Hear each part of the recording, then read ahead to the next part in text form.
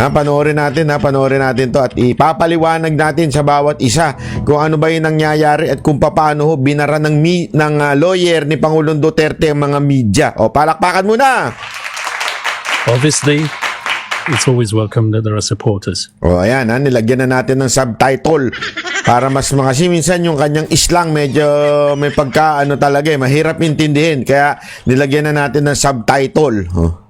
But politics to one side and the judicial process to another side. And the family want me to convey a message that the judicial process must be respected. Ayan, ang ganda ho ito ha. Yung una kasi parang sinasabi dito, reaction niya doon sa nangyayari na mga pagrarally o suporta ng sambayan ng Pilipino, lalong-lalo na nung panahon ng birthday niya. At ito nga, ang ganda na sinabi niya dito mismong ang pamilya Duterte ang nagsasabing let's respect the court. Alam nyo, ganyan nung si Pangulong Duterte, yan ang katangian niya ever since. Always respected the law. Diba? Dahil nga siya ay abogado, dating prosecutor, dating piskal, kaya po siya masyadong marespeto sa batas. At lagi niya nga yan sinasabi, paulit-ulit niya yan kahit nung sa mga rally, diba? Kasi may mga nagrarally na gusto na ng revolusyon. Sabi niya talaga noon, hindi. Tayo'y sumunod sa batas. Atin pong sundan po ang mga batas sa ating bayan. At yan din ang pinapaalala niya ngayon sa mga supporter niya kasi nakikita talaga ng buong mundo na dumadami, nagkakaroon talaga ng people power patungkol sa panawagan na pauwi na si Pangulong Duterte. Pero anong paalala ni Kaufman, ni attorney? Sabi niya, ihiwalay natin ang politika at ang mga bagay-bagay dito. At higit sa lahat, ang request ng pamilya Duterte ay respetuhin natin ang korte o ang batas ng ICC na to. There must be absolutely no interference with the independence of the court. Ayan, no interference. Diba? With the judges and for all the parties. Every case of the International Criminal Court is always a highly charged case from a political point of view. There are participants in that process. There's the prosecution, there's the defense, and also there are the victims. The victims' counsels will make their submissions in court. Their right to make those submissions must be respected. So I ask everybody to bear that in mind. All the supporters who have demonstrated this huge expression of love, they should also bear that in mind as well. Thank you very much. Yan po kasi yung malaking issue. Ang kulit po kasi ng media dyan, paulit-ulit na sinasabi, ano ba magiging epekto ng malaking rally? Para bagang sinasabi nila na rally kayo ng rally, wala namang epekto yun sa ICC. Kaya nga ginaganyan nila yung mga abogado. Tinanong din nila yan doon sa mukhang ulik ba na abogado ng kabila. Sa tinanong sa kanya kung ano ba epekto niyang rally na yan. Kasi para bagang sinasabi nila, rally kayo na rally, dami-dami nyo, wala namang epekto yun sa ICC. So ganyan nga yung sinasabi dito kay Kaufman. Meron bang epekto yung rally na yan sa ICC? Alam mo naman itong mga media tulol Di ba? Totoo naman Yan ang purpose ng pagtatanong nila Sir, have you filed any motion for the interim release of the former president? Once again, interim release is a complex process. We're considering it and we will file it at the appropriate time. Have you? Once again, huwag ka na makulit, sabi. Sa komplikadong bagay yan at sa tamang panahon. Aanuhin natin yan. You're not yet filing. Have you filed or not yet? I'm not telling you when I'm going to file anything.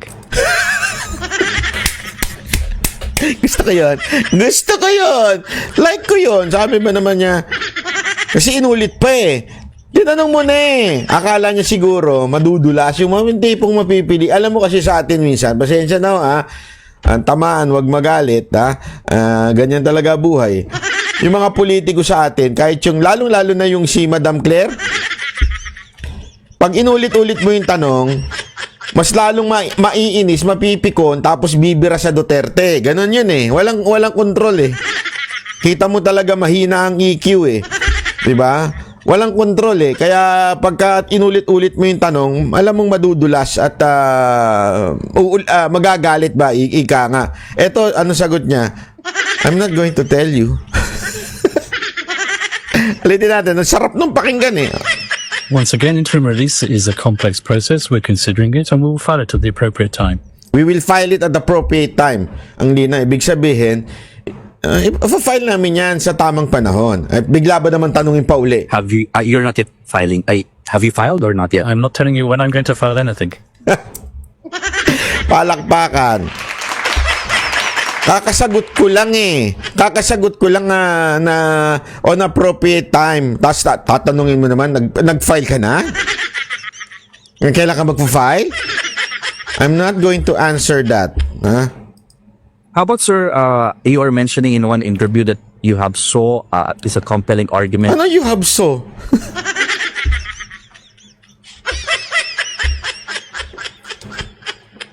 No comment. with regard to junking of the case in terms of Tignan mo to. jurisdiction. Can you just give us a little bit about it? I wouldn't use the word junking the case. Junking the case is slang. Islang.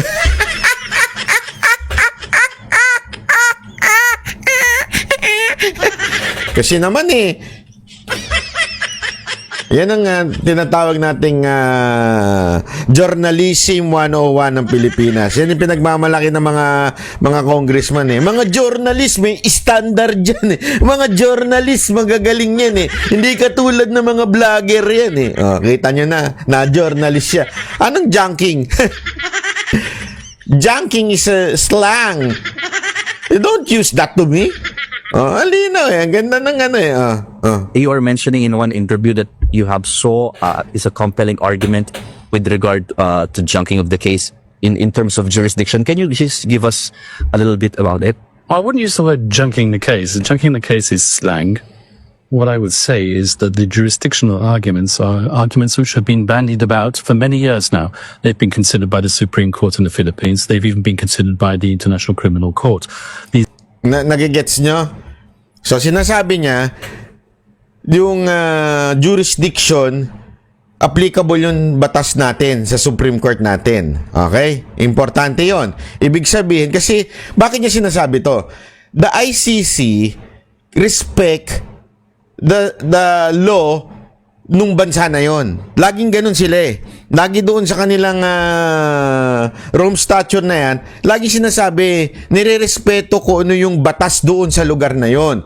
Kaya nga niya sinasabi, regarding sa junking of the case, ay sinasabi niya, sa Supreme Court nyo, nire-respeto ang jurisdiction. Kahit dito, nire-respeto rin ang jurisdiction. Ayan o, inulit niya pa eh.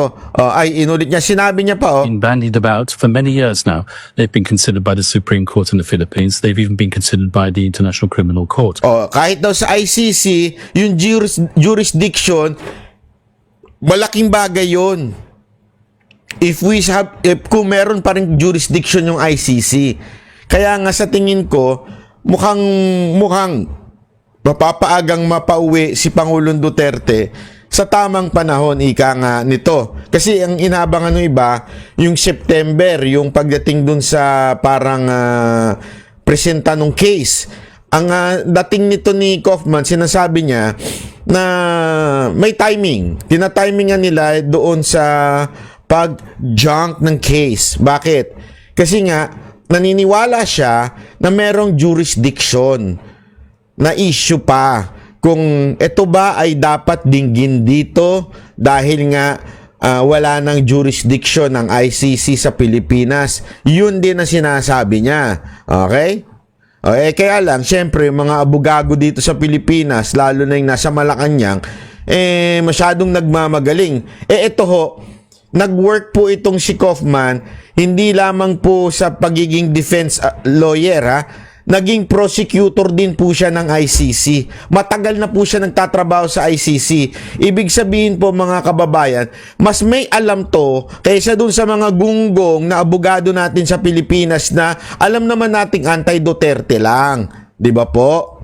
These are still valid live arguments and they will be argued in court at the right time.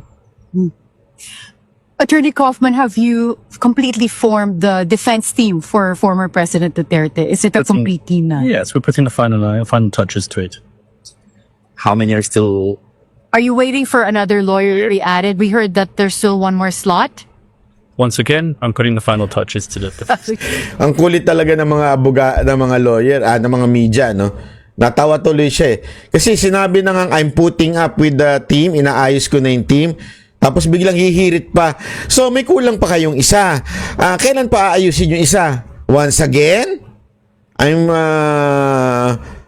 doing the final touches. Ang kulit mo eh, paulit-ulit. Yung mga media na to, nakatikim tuloy kayo. Okay, so the final touches. Mr. Kaufman, from an ethical point of view, because the former President Duterte publicly made a statement about relating the killing of the Jews to his war on drugs. Can you comment on that? Eto, condescending naman yung tanong. Kasi kesyo daw, again ito yung konteksto nun. Kasi ito yung laging sinasabi nito mga tarantadong media na ito. Sinasabi nila na kesyo daw hinambing ni Pangulong Duterte yung pagpatay sa mga adik, okay? Pagpatay sa mga drug lord, sa pagpatay sa mga kriminal, sa pagpatay ni Hitler dito sa mga Jews. Which is, we all know, it is bad. So, akala nung iba sinasabi na pinalalabas nila yung idea na si Duterte hinambing yung pagpatay niya sa mga kriminal, sa mga adik, sa pagpatay ni Hitler sa mga Jews. Ito Jew to. So, anong ginagawa niya? Sinusubukan niyang pikunin ito at para sabihin na si Duterte ganito. 'Di ba? Pero ang hindi kasi alam, buti na lang hindi sumagot to ng diretso. Ibig sabihin talagang iniwasan niya yan. Pero ang maliho kasi dito, ang sinabi ni Pangulong Duterte, if you are comparing me to Hitler, ganun ang sinabi niya eh. If you're comparing me to Hitler, mas malala pa ako kay Hitler. Nagigets nyo? Hindi niya sinabing, ako, para ako si Hitler. Hindi niya sinabing ganun. Sila yung nagsasabi na para ako si Hitler. Kaya nga, if you are comparing me to Hitler, therefore, mas malala ako dun. Oh. Kasi nga, ginagago niya yung mga taong nagsasabing para siyang si Hitler. Naintindihan na natin. Kasi sinasabi na iba, diktador ka, para ka si Hitler, mamamatay tao ka. Ganun ba? Mas malala ako dun. Oh. Nagigets ninyo. Tapos nga yung pinalalabas nila, tingnan mo na, kinumpare niya yung sarili niya kay Hitler. Ay, mga gunggong talaga. Nakakagago talaga ito mga media. Ngayon, gagamitin pa ito para magalit itong abogadong Jew. Buti na lang ito sagot ni, buti matalino ito, hindi katulad to ng mga media-medyahan natin sa Pilipinas. Ito pakingge. I'm not going to comment on that. People say things all the time. It's not my position to debate it. I have a job to do. I'm going to defend the former president to the best of my ability. Don't worry, Mr. Kaufman. If you would really dig into this, let me just say one thing, okay? Let me try my best to explain it to you in the words, in the language that you would understand. First of all, Mr. Duterte, our former president, did not say he is like Hitler who kills many Jews. He didn't say that. He said was, you people who compares me again with Hitler because of killing people, I am worse than Hitler because I kill many more. Many more. Right. Okay. What simply he's saying that he's just answering how do you call this? Satire. He's answering the accusation of people. Okay? The accusation of people that he is like Hitler. No, he didn't say he is Hitler. He just said, I am worse if you're comparing with me with Hitler because I kill more criminals. I kill criminals. That's why he is meaning many criminals. Okay? Understood, sir? Don't worry. Don't worry. People around you will explain it to you. Attorney Kaufman, is there any chance for former President Duterte to have his case dismissed on a jurisdictional issue? Uulitin na naman. Paulit-ulit na yung tanong. Tanga ba kayong mga media? Alam mo, ako nahihiya. Sa totoo lang, ako nahihiya para sa inyo. Kasasagot lang kanina, uulitin mo na naman tanong. Hindi, parang ang dating, hindi ka marunong umintindi? Bobo ka ba? Ganun ang dating eh. Bobo ka? Before the confirmation hearing in September. Once again, it's the judges who decide when to hear that argument. Obviously, I would like it to be heard first of all. I believe that there are compelling arguments and I will seek to persuade the judges, but the people who decide at the end of the day are the judges themselves. It's not my job to presume anything here. I believe that there is a strong argument for the lack of ability to exercise jurisdiction given the Philippines' withdrawal from the Rome Statute. I hope that the judges would accept my submission. They might decide, obviously, that they don't want to hear it at the earlier stages. They might want to combine it with the confirmation hearing itself. I hope that will not happen, but once again, it's not my position now to presume anything. Ayan, Alina, ang ganda ng sagot niya eh. Yun talaga ay aming hihingin. Okay? But I respect the judges kung kailan nila gustong pakinggan yung argument namin. Actually, ang sinasabi niya nga dito, baka isabay na doon sa confirmation hearing. Ayan, oh. Kaya lang, sana, wini-wish niya, Itself. I hope that will not happen, but I hope that will not happen na ididinggin ng etong court ng ICC o ng judge ng ICC. Sana agahan. Pero syempre, nirerespeto niya yung desisyon nung korte. Okay? Malinaw ho ang sinasabi niya diyan. Okay? Para kasi alam mo, very professional. Hindi katulad nung babaeng mukhang ulikba doon sa tumutugis kay Pangulong Duterte, yung nagpo-prosecute kay Pangulong Duterte, yung komunista, yun. Abogadong, ewan ko, hindi marunong sa lengguwahe nila. once again, it's not my position now to presume anything. I just make my submissions in court, and the judges will decide. Yeah, Attorney Kaufman, you received the documentary evidences submitted by the prosecutor's office. Are they Tingnan mo ito. Ito kasi alam mo natatawa ako kasi pinanood ko rin yung mga interview nun ni Ulikba eh. Hindi ko na lang babanggitin kung sino yung Ulikba. Siya, ang hilig niya mag-discuss ng issue o pagdating sa mga evidence, ang hilig niya i-discuss, binabanggit niya yung dami ng tao na napatay, ilang cases. Eto, tingnan niyo yung sagot niya ha. Nung tinanong siya tungkol dun sa evidence na pinresenta sa kanila, tingnan niyo yung sagot niya. expunable evidences that you think? The disclosure process is confidential, and I'm not going to disclose anything about it. Palakbakan. Yan ang mga gusto kong banat eh. Di ba? Akala ko, ang mataray na abogado eh, si Panelo. May mas mataray na pala sa kanila. Ito talagang, it's confidential. I will not discuss it. Boom, kunana. Di ba? Ay, sus. Sir, sorry to reiterate the question. Sorry to reiterate. Uulitin pa talaga. Ako nahihiya sa inyo. Parang ang dating nyo talaga, ewan ko kung content lang ba kayo talaga para may balita o hindi nyo talaga naintindihan yung sagot. Ha? Question again. How can you say that you can argue with regard to the jurisdiction? I think I've given my answer to that.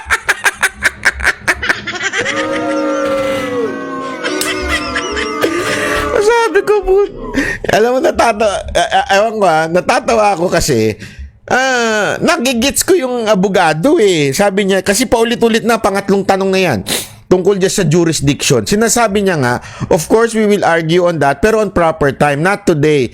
And I will not tell you about it. Kasi nga, this is argument in the court.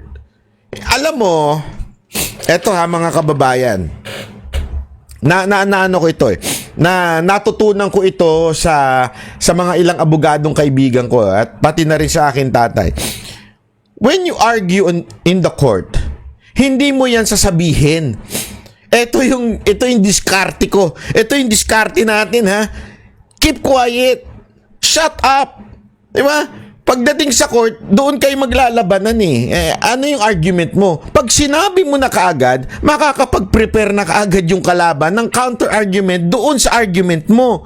So you will not tell it. Kasi nga, taktika mo yun Alam mo kung sino yung mga mahilig magsalita ng kanilang argument? Yung mga fame whore na abogado. Yung mga bobong abogado. Alam na, basta ito, pag ang abogado madaldal, delicates yan.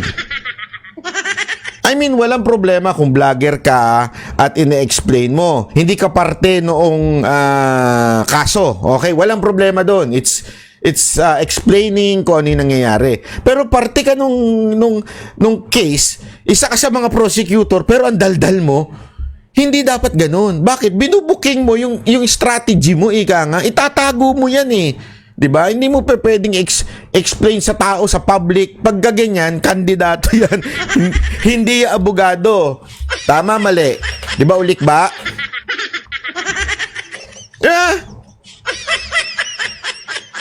It's already fairly comprehensively. Okay. And you've talked with the family of former President Rodrigo Duterte, and including the visits. Are you also assisting with the visits of different family members? As I said, it's the job of any counsel at the International Criminal Court not just to handle the legal side of things, but also the humanitarian side of things. And it's a right to receive visits from immediate family members. Ayan. So, yun din.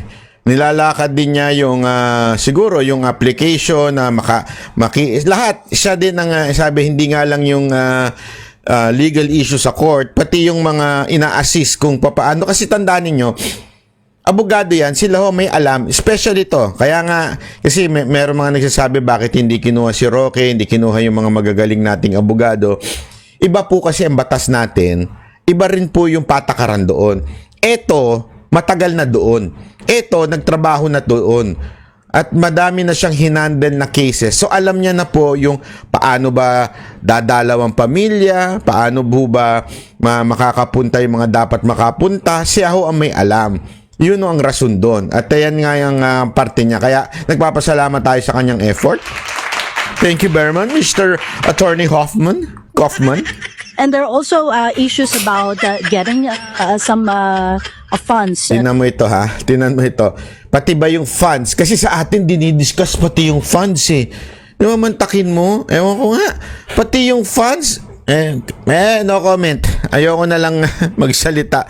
Pero kasi dapat hindi yung dinidiscuss kung saan kukuha ng funds, pambayad sa abogado. Pati ba naman yung pag-uusapan? I mean, di ba? Bayad sa abogado, yun Tingnan mo yung sagot niya dito. From the ICC, are you privy on that? I'm not going to comment on anything to do with funding.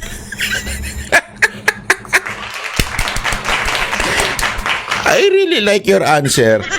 Bakit ako magko-comment tungkol sa bayaran? O sa funding? Ang galing nito Yun ito yung mga abogado matitikas no? Yung hindi yung simple bumanat Pero I'm not going to comment.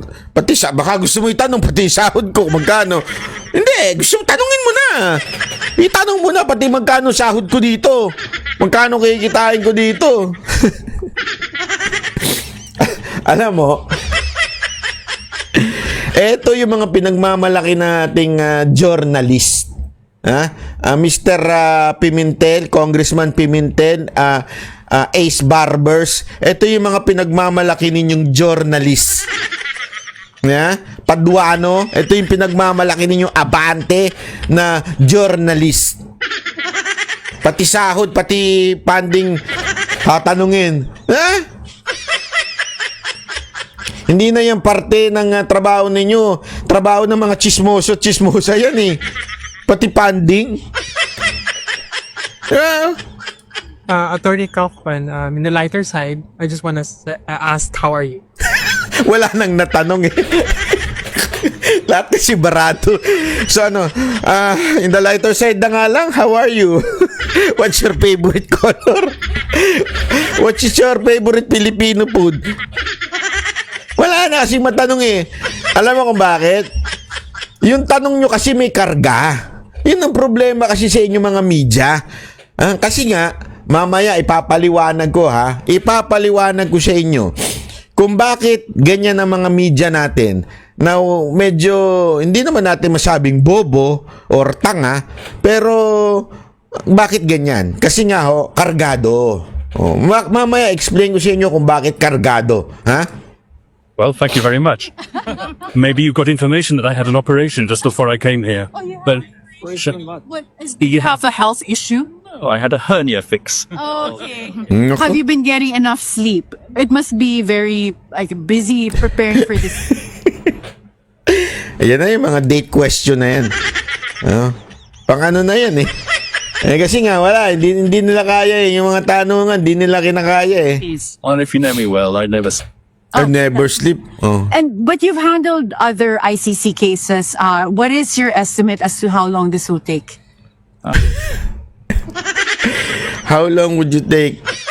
Do you think? I can't estimate, really. I really can't. All I can do is say that we will make the submissions, and I hope that the submissions will be accepted by the judges.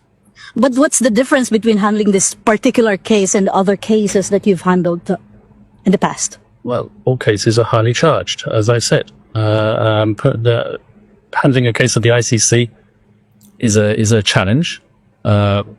It's always a challenge. Quite frankly, I don't differentiate between my various clients. With the shows, Tingnan mo Filipinos coming from Sinabi niya na, I do not. Kasi pinipilit siyang ikumpara ito sa ibang mga hinahandle niyang cases. Okay? Na para bagang gustong sabihin na ano ito kakaiba ito, ano to, dahil matindi ang nangyayari sa Pilipinas, parang gano'n ang gustong palabasin eh. Kaya nga sinabi niya, I don't differentiate between my various clients. So hindi niya ano yan, hindi niya ito ganito, ito ganito, walang comparison, ika nga. I don't differentiate between my various clients. with the shows this much Filipinos coming from all over the world here at the ICC detention facility. Compared to the other cases we've handled in the past, is this the first time you've seen a turnout like this? Please don't be offended, but no, not really. Oh, really? Have you seen this in other cases? This has happened in other cases as well. When a case gets to a critical stage, then there is always a huge demonstration of support from people of the country concerned. And that's Nakikita ninyo? Kasi nga alam mo, eto there's a big issue on ICC.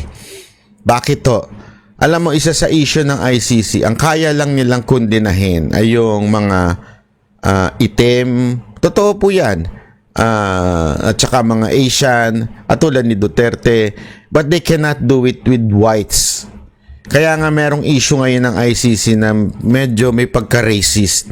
So sinasabi niya dito, kita niyo, mamaya sasabihin niya yan eh. quite frequent in this court. Can you give Well, there's numerous African cases where Yan. So, sa pagka sinasabi niya, yung mga other cases like katulad ng mga African na we do not know. I cannot judge kung ano nangyayari doon, kung bakit dinala sa ganyang court din yung iba nilang leaders. Pero sinasabi niya dito, ganun din. May support din. Kasi nga po, may issue talaga na nangingialam ang ICC sa mga hindi dapat pakialaman tulad ng panghihimasok sa politika.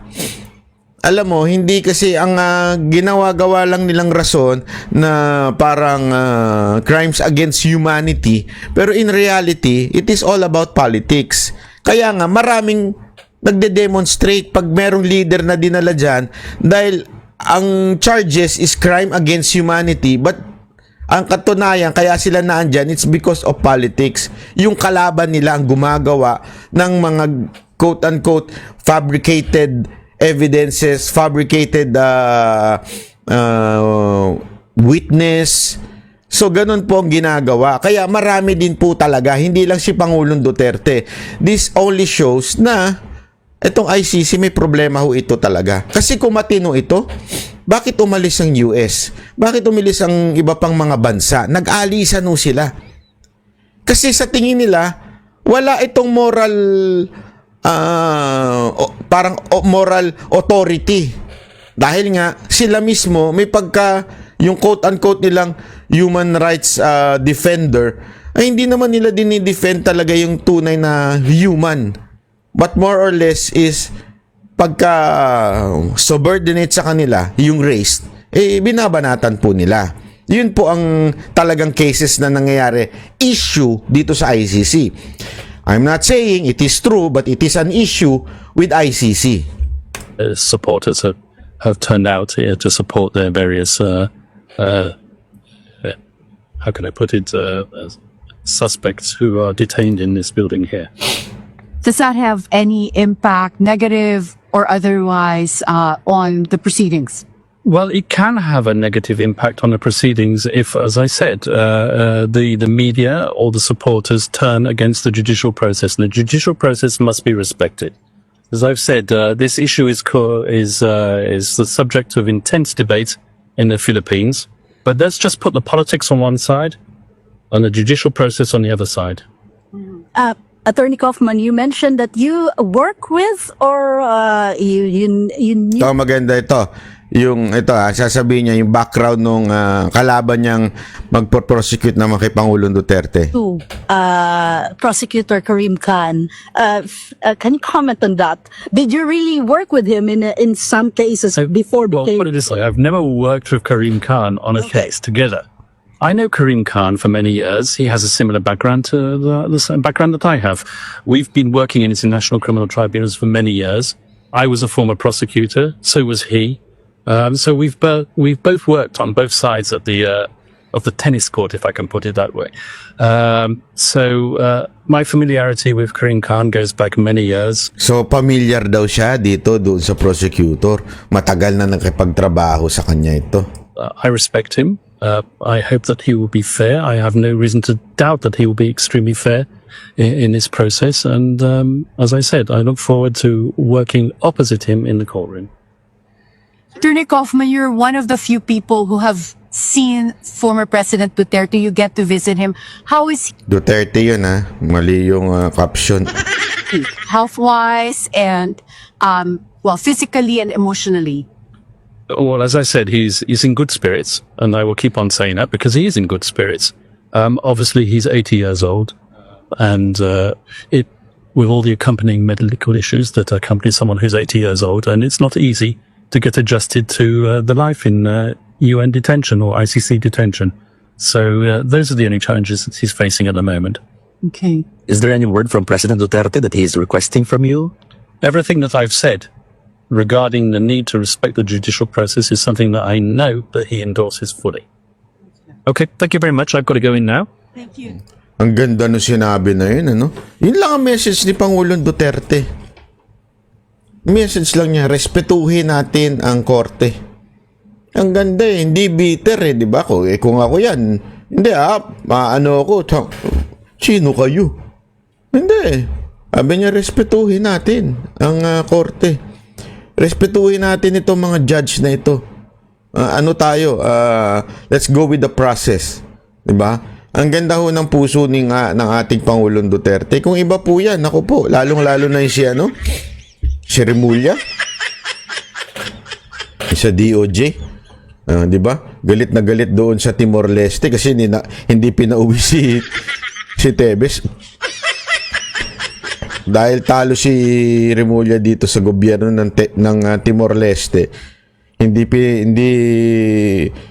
pinanigan yung kanyang argumento na pauwiin na dito si Tebes. Galit na galit siya ngayon.